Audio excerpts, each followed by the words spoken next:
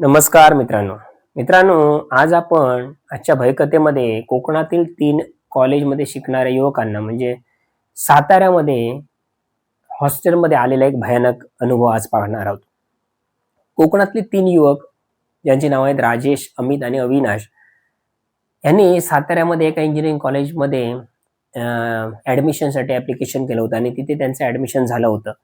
तर तिघेही आता साताऱ्यामध्ये त्या इंजिनिअरिंग कॉलेजमध्ये दाखल झाले होते आणि राहण्याची व्यवस्था म्हणून त्याच कॉलेजच्या बाजूला अर्ध्या किलोमीटरवरती एक हॉस्टेल होतं त्या कॉलेज व्यवस्थापनाचं.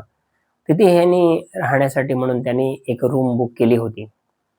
आता पहिल्या, दुसऱ्या आणि तिसऱ्या वर्षामध्ये शिकणाऱ्या सगळ्याच मुलांची अ, जी राहण्याची व्यवस्था आहे, म्हणजे जी लांबून मुलं येणार होती, त्यांची राहण्याची व्यवस्था त्या हॉस्टेलमध्ये केली होती आणि तो हॉस्टेलची जी बिल्डिंग होती ती खाली बेसमेंट आणि त्याच्यावरती 3 मजली अशी ती बिल्डिंग होती.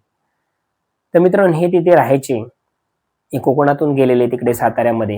त्यामुळे काय व्हायचं, कॉलेजच्या दुसऱ्या आणि तिसऱ्या वर्षामध्ये शिकणारी जी सिनियर मुलं होती ना, ती थोडीफार यांना पहिल्या वर्षामध्ये शिकणाऱ्या नवीन विद्यार्थ्यांना थोडाफार त्रास द्यायची. म्हणजे जो रॅगिंगचा प्रकार असतो ना तसा.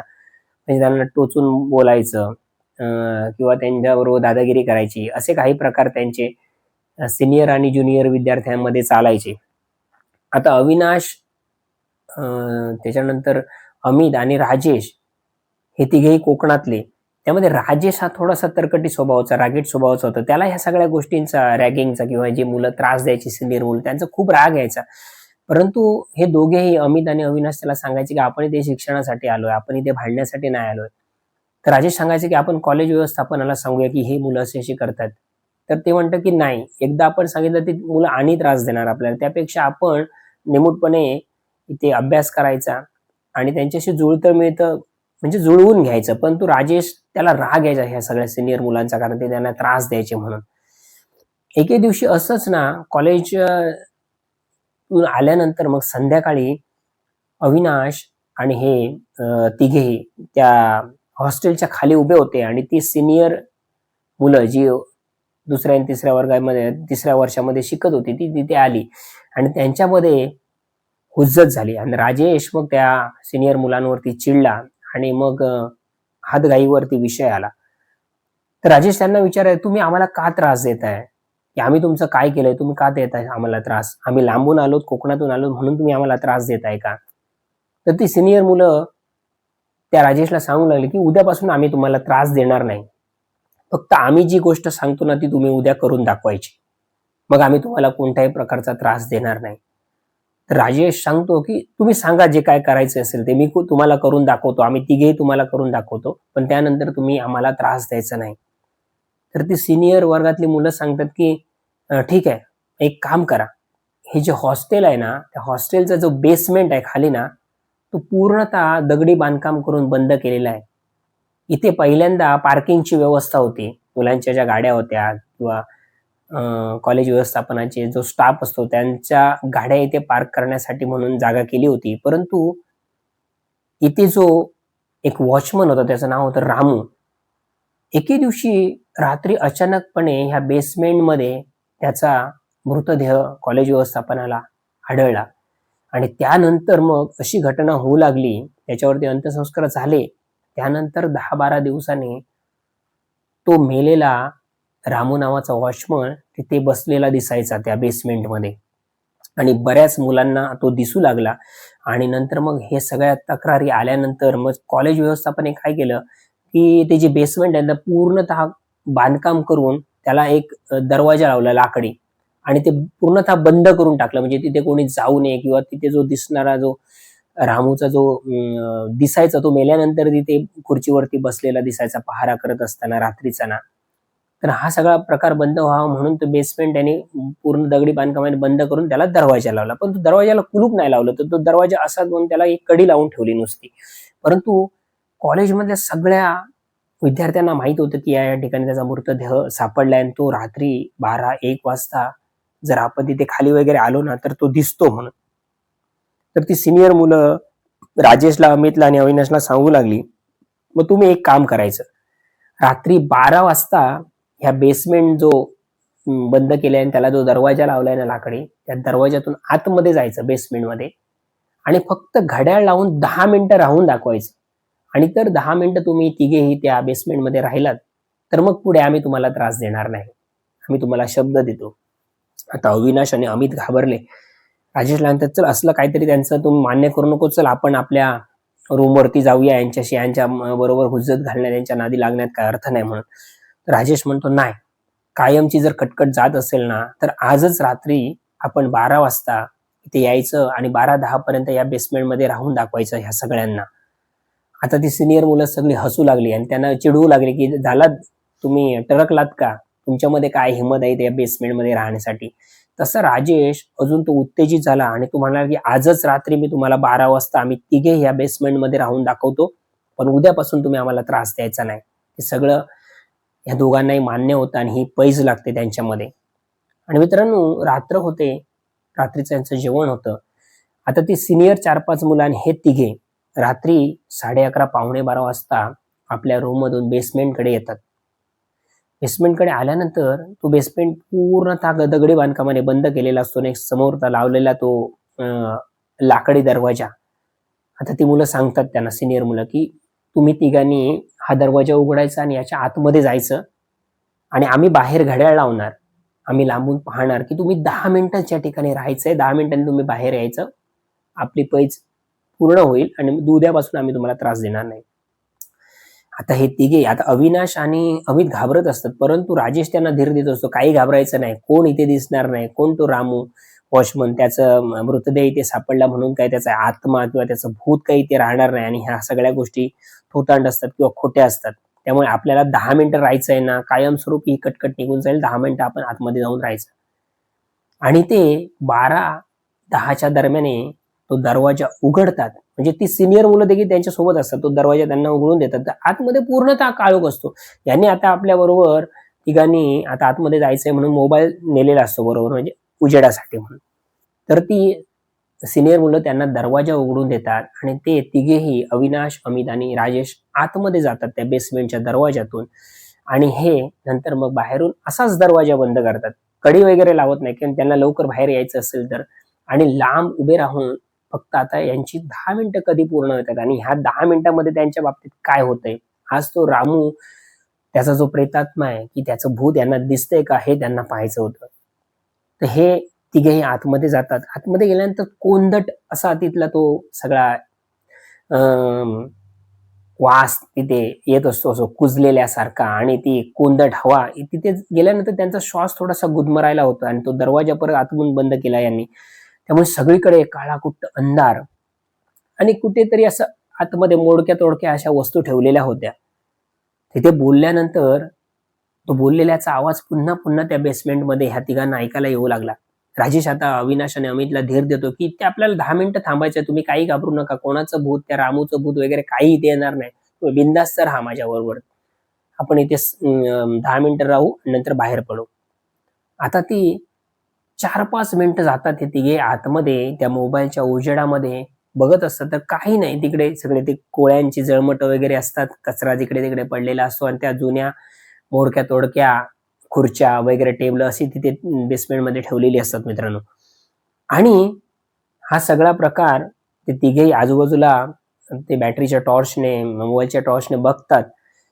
आता मात्र राजेश म्हणतो, आपल्या तो अतिउत्साही झालेला असतो, कारण 4-5 मिनिटं झालेली असतात, काही प्रकार घडलेला नसतो आणि या अतिउत्साहामध्ये राजेश मात्र चुकून जी गोष्ट त्याने करायला नव्हती पाहिजे तीच त्याने गोष्ट केली.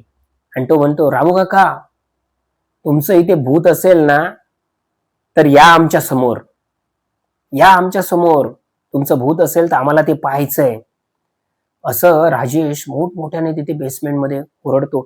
आता अविनाश आणि अमित त्याचे तोंड दाबून धरण्याचा प्रयत्न करत असतो, अरे असं काही बोलू नकोस, आणि खरोखरच इथे काहीतरी प्रसंग घडला तर अति उत्साहित होऊन असं काही बोलू नकोस, गप्प राहा, गप्प राहा, 4-5 मिनिटं झाली, पुढची 5-6 मिनिटं गेली की आपण बाहेर पडू. राजेश जोर जोरात हसू लागला. आणि आता अमित आणि मात्र अविनाश घाबरले, की हा काहीतरी विचित्र प्रकार होतोय इथे आतमध्ये, ही जागाच काहीतरी निगेटिव्ह एनर्जी जिथे आहे असं वाटतंय. आणि हे दोघे घाबरतात, त्यांच्या हृदयाची धडधड वाढते आणि ती राजेशला म्हणतात, तू काय बोलू नको, तू गप्प राहा. काही बोलू नको, शांतपणे राहा, पुढचे 6 मिनिटं निघून जाऊ देत. परंतु राजेश जोर जोरात हसत असतो आणि हसता हसता मित्रांनो मात्र त्या बेसमेंटमध्ये असा खडक्कन मोठा आवाज होतो आणि सगळ्यांच्या नजरा वळतात ज्या ठिकाणाहून आवाज आलेला असतो. आणि तिथे मित्रांनो एका खुर्चीवरती, एका मोडक्या खुर्चीवरती कोणतरी एक माणूस बसलेला आहे. जसं त्यांनी वर्णन केलेलं ना त्या सिनियर मुलांनी, की रामू नावाचा एक वॉचमन होता. त्याचं वय 50-55 वर्ष होतं. त्याची दाढी वाढलेली होती. त्यांना सांगितलेलं होतं असा असा एक माणूस इथे दिसतो म्हणून. याचं त्या ठिकाणी मृतदेह आढळलेला तो. आणि तसाच साम्य असणारा एक माणूस यांच्याकडे पाठ करून खुर्चीवरती समोर तोंड करून बसलेला यांना दिसतो. आता हे मोबाईलची टॉर्चची बॅटरी तिथे मारतात आणि अमित आणि अविनाश राजेशला सांगतात, राजेश तो बघ समोर कोणतरी त्या खुर्चीवरती माणूस बसलाय. अरे तो तर रामू काका या हॉस्टेलचा वॉचमन तर नसेल ना? राजेश म्हणतो, कोण नाही वॉचमन वगैरे, कोणी नसणार, तुम्हाला भास होतोय, काही नाही, तिथे ती रिकामी खुर्ची आहे, मी बघतोय. तो म्हणतात, नाही रे, कोणतरी बसलाय, तो निळे कपडे त्याने घातले, दाढी वाढलेली आहे, 50-55 वर्षाचा एक माणूस तिथे बसलेला आहे. ते टॉर्च मारत मारत पुढे जात असतात. हा माणूस बसलेला दिसतोय त्यांना. हे दोघेही सांगतात राजेशला, की नाही, तिथे कोणतरी आहे बेसमेंटमध्ये. आपण मगाशी पाहिलं तर कोणी नव्हतं, परंतु आता त्या मोडक्या खुर्चीवर कोणतरी आमच्याकडे पाठ करून बसलंय. आता हे दोघे घाबरलेले असतात, अमित आणि अविनाश. राजेश मात्र आता निरखून पाहतो ना मित्रांनो, तर राजेशला देखील दिसतं आता, की त्या ठिकाणी कोणतरी 50-55 वर्षाचा माणूस आपल्याकडे पाठ करून बसलेला आहे. आणि मित्रांनो राजेश अजून पुढे जाऊन ती खात्री करण्यासाठी म्हणून अजून पुढे जातो आणि तेवढ्यात तो खुर्चीवरती बसलेला एक माणूस असा मागे मान करून सरळ त्यांच्याकडे वळून पाहतो. त्याचे ते भले मोठे रागाने त्याच्या डोळ्यामध्ये तो राग असतो, भले मोठे लालबुंद झालेले डोळे, त्याच्या चेहऱ्यावरचे ते रागीट हावभाव हे पाहून आता हे तिघेही घाबरतात, की हा काहीतरी विचित्र प्रकार आहे. 100% हे रामू काकाचंच भूत आहे, त्याचाच प्रेतात्मा आहे. आता हे त्या बेसमेंट मधून बाहेर पडण्यासाठी तो दरवाजा शोधू लागतात, तर तो दरवाजा यांना सापडत नाही. कुठे नक्की दरवाजा होता, मोबाईलची बॅटरी मारून जिकडे तिकडे पाहतात, पण तो दरवाजा सापडेना. तेवढ्या तो खुर्चीवरती बसलेला माणूस उठतो, त्याच्या हातातला तो दांडा जमिनीवरती आपटत आपटत यांच्या दिशेने येऊ लागतो आणि ह्यांची पळापळ होते. कुठून बाहेर पडावं किंवा काय करावं ह्या तिघांना समजत नाही. आणि जिकडे तिकडे हे दरवाजाचा शोध घेत आहेत, तो दगडी बांधकाम केलेलं सगळं बेसमेंट. आणि तो माणूस मात्र आता ह्यांच्या अगदी जवळ जवळ जवळ जवळ येतोय आणि हे तिघेही घाबरलेत. आणि एका क्षणी त्यांना तो दरवाजा सापडतो. तो दरवाजा खडकन ते उघडतात आणि तिघेही बाहेर पळतात. धावतात धावतात धावतात. आता ती सिनियर मुलं ना यांना बघत असतात, की हे अचानक बाहेर पडले आणि धावत धावत आपल्या रूम मध्ये निघून गेले. आता तो दरवाजा तसाच उघडा असतो आणि आतमधून मोठमोठ्याने हसलेलाचा आवाज आता त्या सिनियर मुलांना येऊ लागतो आणि तेही तो दरवाजा तसाच उघडा टाकून आपापल्या रूम मध्ये पळून जातात. दुसऱ्या दिवशी त्या सिनियर मुलांना ही सगळी गोष्ट कळते, की यांच्या बाबतीमध्ये रात्री काय घडलं. आता तो राजेश एवढा डेअरिंगबाज मुलगा, परंतु त्याच्या बाबतीमध्ये असं घडतं ना मित्रांनो, दुसऱ्या तिसऱ्या दिवसापासून त्यांच्या रूमच्या बाहेरून तोच माणूस जो त्या खुर्चीवरती पाठ करून बसलेला होता ना, तोच म्हणून कधी खिडकीतून वाकून बघतोय त्यांच्याकडे, असं त्यांना दिसतं. कधीतरी त्यांच्या रूमच्या बाहेरून तो चालत चालत जातो, बोट घातलेले पायाने, कोणतरी टक टक टक टक करीत चालत जातोय ना, असं त्यांना ऐकायला येऊ लागतं तिघांना. त्यातल्या त्यात राजेशला त्याचा जास्त त्रास होतो. राजेश त्यांना ओरडून म्हणून सांगत, तू बघ, तो रामू काका आतमध्ये बघतोय आमच्याकडे खिडकीतून, तो बघ आता खिडकीतून पुढे गेला. कधीतरी दरवाजावरती जोर जोरात थाप मारलेल्याचा आवाज यायचा. आता ह्या सगळ्या गोष्टी आता ह्या तिघांच्या बाबतीमध्ये घडायला लागल्या. आता सांगायचं कसं? प्राचार्य असतात किंवा जे शिक्षक असतात त्यांना सांगायचं कसं? कारण बंद असलेल्या बेसमेंटमध्ये ह्या तिघांनी जाण्याची डेअरिंग केली होती, त्यामुळे कॉलेज प्रशासनाला सांगण्याची यांची डेअरिंग होईना. ह्याच्यामध्ये 10-12 दिवस गेले मित्रांनो. हाच प्रकार त्यांच्या बाबतीमध्ये घडायचा. कधीतरी दरवाजावरती कोणतरी जोरात थाप मारायचा, कधीतरी त्या गॅलरीतून कोणतरी चलत जात असल्याची चाहूल लागायची, कधीतरी खिडकी कोणतरी वाजवायचं, खिडकीतून कोणतरी आतमध्ये बघतंय असा भास व्हायचा. आणि ह्याच्यामध्ये राजेश खूप डिस्टर्ब होतो आणि याला आता कळत नाही. आता हा सांगतो, की मला घरी सांगावं लागेल, की असं असं आम्ही केलं आणि असं असं आता आमच्या बाबतीमध्ये होतंय म्हणून. मित्रांनो लगेचच राजेश मग आपल्या आई-वडिलांना सांगतो, की असा असा प्रॉब्लेम झालाय, त्यामुळे मला गावी यावं लागेल म्हणून. तर आता तिघेही ते कॉलेज प्रशासनाला सांगून 4-5 दिवसाची सुट्टी काढून शनिवार रविवार पकडून आपल्या गावी कोकणामध्ये येतात आणि राजेश त्याला तो जास्त त्रास होत होता. अविनाशला आणि अमितला त्रास व्हायचा नाही जास्त, परंतु राजेशला भरपूर त्रास होता कारण त्याने अति केली होती त्या बेसमेंटमध्ये जाऊन. तर मित्रांनो, असं करता करता मग राजेशच्या आई वडिलांनी राजेशची परिस्थिती पाहिली, तर त्यांना समजलं की नक्की 100% हा काहीतरी भुताटकीचा प्रकार आहे किंवा प्रेतात्म्याने याला त्याच्या अंगामध्ये गेलेला आहे किंवा त्याला त्रास देतोय म्हणून.